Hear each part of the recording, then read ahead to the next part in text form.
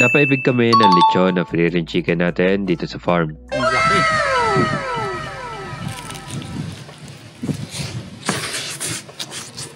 Kaya ayon ang aming lulutuin ngayon.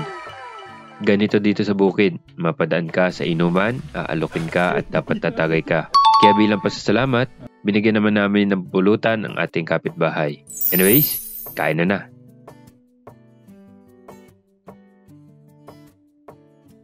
Nagtatrabaho pa ako nung ako ay sinabihan na kailangan namin magluto ng pananghalian. Ano, malapit na magtanghalian, tayo magluto na. Ay siya, sige, dale. Ang menu natin, Ating menu para sa ating tanghalian. Ating free range chicken. Lechon na natin. Tara. hinugasan ko lamang na mabuti at kailangan kasi malinis syempre. Para sa mga rekado, ang nilagay ko lang dyan ay paminta, asin at bechin. Wala nang iba pa. Habang si Jayman at si John Paul busy rin sa kanilang assignment, ang pagpapaapoy ng uling at paggawa ng tuhugan ng kawayan. Si John Paul na lang, mabagal po. May mga ka-off duty. Pag nagtutuhog sa kawayan, kailangan may stopper ito na maliit na patpat na nakakatusok para hindi may iwan sa ikot ang ating manok once naluluto na. Ready na. Yung talong, ready na ba yung ating uling? John Paul! Malapit na re. Maya-maya, Okay, so ready na rin yung ating apoy. Ating baga sa bukas ng panahon. Isasalang na natin ang ating free range chicken. Nililitsyon. kailangan ikuti ito sa loob ng 1.5 na oras. Si Jayman na bahala dyan, kaya nga yan nandyan sa ilalim eh. Habang pinapaikot, nagsalang na rin ako ng sinaing. Para mainit pa rin mamaya pagkakain na. Saktuhan lang ng luto niyan. Pwede natin hawiin itong ano natin? Uling. Tapos bababaan natin ng konti po yung manok. Sa pambisting, mantika lang.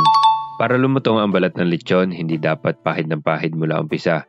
Dapat hintayin muna parang matusta ang balat, medyo pumula bago pahidan ng mantika. Yan ang sekreto sa mapula at malutong na balat. Kahit sa baboy, ganun ang style. Lapit na to. Malapit na kami magutom. At ito na nga, matapos maluto ang sinaing, napansin ko na mababa na ang laman ng tangke. Kaya nag-igib kami. Habang nag-igib ay napalaban pa ng tagay.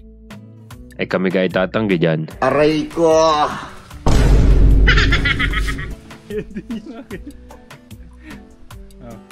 Sige po, thank you po ah. Thank you. Thank you po.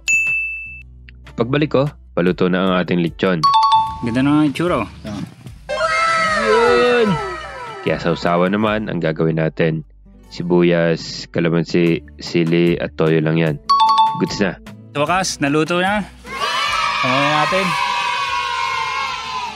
Binabara mo na pala ito. Ano? Kita nyo naman yan. Goods na ito. Pwede na tayo mag-prepare. Mag-setup na ng boodle fight sa dahon ng saging.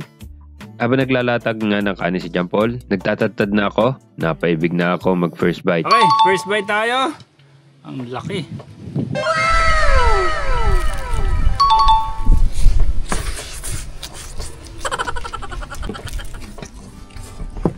Sili.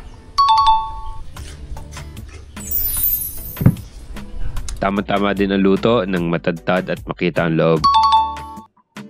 Bilang pasasalamat sa pagpapatagay sa ating kanina, ay bigyan natin ang ating kapitbahay ng kauntian para may dagdag pulutan sila. Sana ma-enjoy din nila kung paano natin i-enjoy ang ating tanghalian. May budin pala kaming dala kaya hinati ko yan at malamig na orange juice. All is set, kaya fight na.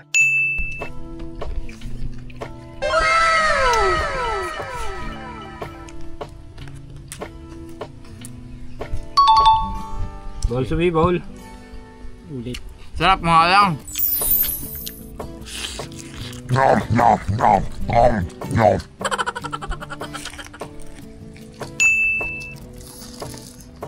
Ito. Balat. Ito. Yung palang Nom, nom, nom, nom, nom. naligaw yata yung